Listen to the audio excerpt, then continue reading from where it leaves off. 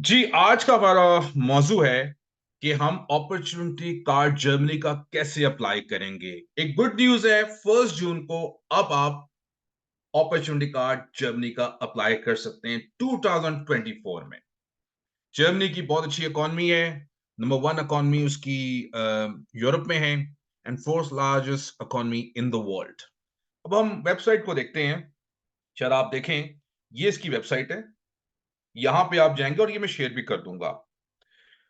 उसके बाद अब आप देख सकते हैं कि apply online for the opportunity card. अब अप्लाई आप कर सकते हैं और इसका ओवरव्यू दिया हुआ है और ये सारा ओवरव्यू मेंशन किया हुआ है।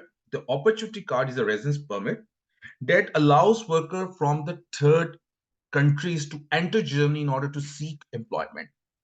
It can also be used to search for the mayors to recognize foreign professional qualification in Germany. अगर आपके पास foreign qualification है, आपने मास्टर्स किया हुआ है, बैचलर की डिग्री की हुई है, then you are eligible to apply for this program. और भी इनके पॉइंट्स हैं, आपके एज के पॉइंट्स भी होंगे इसमें, इसमें आपके लैंग्वेज के पॉइंट्स भी होंगे, वो सारा हम जिक्र करेंगे। ये सारी डिस्क्रिप्शन लिखी हुई है। इसमें ये लिखा हुआ है कि whether you are eligible for the opportunity card based on your qualification, knowledge and circumstances, minimum score of 6 points required. आपको 6 पॉइंट ये कंप्लीट करने हैं, ये अपॉर्चुनिटी कार्ड आपको मिल सकता है जर्मनी का।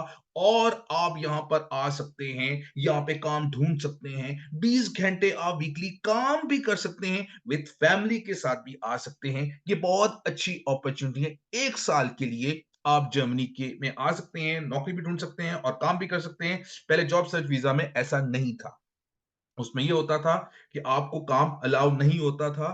इसमें आपको काम अलाउ है और 1 साल का ड्यूरेशन है, जो कि काफी टाइम है। वहां पे आप लैंग्वेज भी सीख सकते हैं और बड़ी अपॉर्चुनिटीज आपको मिल सकती हैं। बट ये आप पे डिपेंड करता है कि कैसे हो सकता है। बट हम बात करेंगे अपॉर्चुनिटी कार्ड को कैसे अप्लाई किया जा सकता है, कैसे जर्मनी आया जा सकता है। This is the main thing. If you have a recognized vocational qualification in Germany, you can apply for the opportunity card as a recognized skilled worker without having to achieve the minimum number of points. In both cases, you must also fulfill the basic requirement listed below. अब ये सारी उन्होंने mention किया हुआ है। The opportunity card is issued for period of 1 year. 1 साल के लिए ये अपॉर्चुनिटी कार्ड दिया जाएगा। Or if you find a qualified employment during your stay, you can obtain a substitute residence permit for the purpose of further searching follow-up opportunity card or taking up gainful employment for the local foreign authority in Germany. That's the best opportunity आप दे सकते हैं। अब online भी apply कर सकते हैं। क्या क्या पॉइंट किया हुआ है और बेसिक जो रिक्वायरमेंट है अगर हम यहाँ देखते हैं तो यहाँ पे उन्होंने ये मेंशन किया हुआ है कि आप complete of a degree or two at least 2 years of training that is recognized by the state in which it was obtained। 2 साल की डिग्री आपकी हो, लैंग्वेज आपका A1 होना चाहिए, ये मैं हाईलाइट कर रहा हूं। इसके पॉइंट्स हैं, अगर नहीं है तो आप इंग्लिश आपका B2 होना चाहिए। B2 मींस 6.5 6 बैंड, इतना आइल्स में आपका हो तो आप एलिजिबल हैं। जर्मन फिर आपको रिक्वायर नहीं है। अब सफिशिएंट फंड आपकी बैंक स्टेटमेंट हो तो वो आपको करना पड़ेगा। अब देखते हैं कि कौन कौन से कंट्री जो हैं वो ऑनलाइन अप्लाई कर सकते हैं। चले देख लेते हैं। अब वो मुल्क कौन कौन से हैं हम देखते हैं। पहले हम देखते हैं ऑस्ट्रेलिया में जो लोग हैं, ऑस्ट्रेलियन नेशनल हैं, वो अप्लाई कर सकते हैं। उसके बाद ब्राजील के नेशनल भी अप्लाई कर सकते हैं। अगर वो टेक्निकल हाईली स्किल्ड लोग हैं, they can come to Germany, इस अपॉर्चुनिटी कार्ड को अवेल कर सकते हैं। चाइना के लोग भी अप्लाई कर सकते हैं, जो प्रोफेशनल है वहां पे टैलेंटेड लोग आ सकते हैं। घना के लोग भी आ सकते हैं और इंडिया भी है इसमें। अगर जो इंडियंस इंडिया में इस वक्त हैं, उनके पास बैचलर या मास्टर्स की डिग्री है और उनके पास आइल्स में उन्होंने स्कोर किया हुआ 6.5 और इतना, और अगर उन्हें A1 जर्मन भी किया हुआ है, तो उनके पॉइंट्स अगर चेक कर लेते हैं तो आप अपॉर्चुनिटी कार्ड को आपको मिल सकता है। चांसेस आपके हैं, जर्मनी आ सकते हैं। Best country, largest economy in Europe, आपके पास चांस है। जापान भी है, जॉर्डन भी है, कीनिया भी है, कोसोवो भी है, मलेशिया भी है, नाइजीरिया भी है। उसके बाद फिलीपाइंस, सर्बिया, स्पेन और स्वीडन भी है।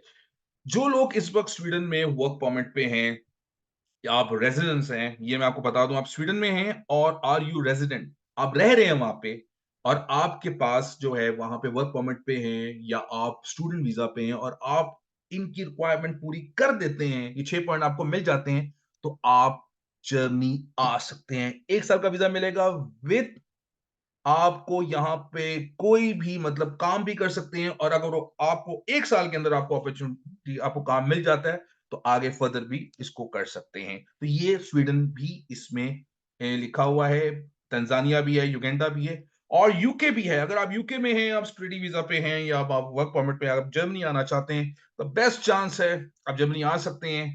बेस्ट कंट्री है और इमिग्रेशन भी इनके आना। अब पाकिस्तान इसमें मुझे कहीं नज़र नहीं आया। मैं फिर देख लेता हूँ पाकिस्तान है?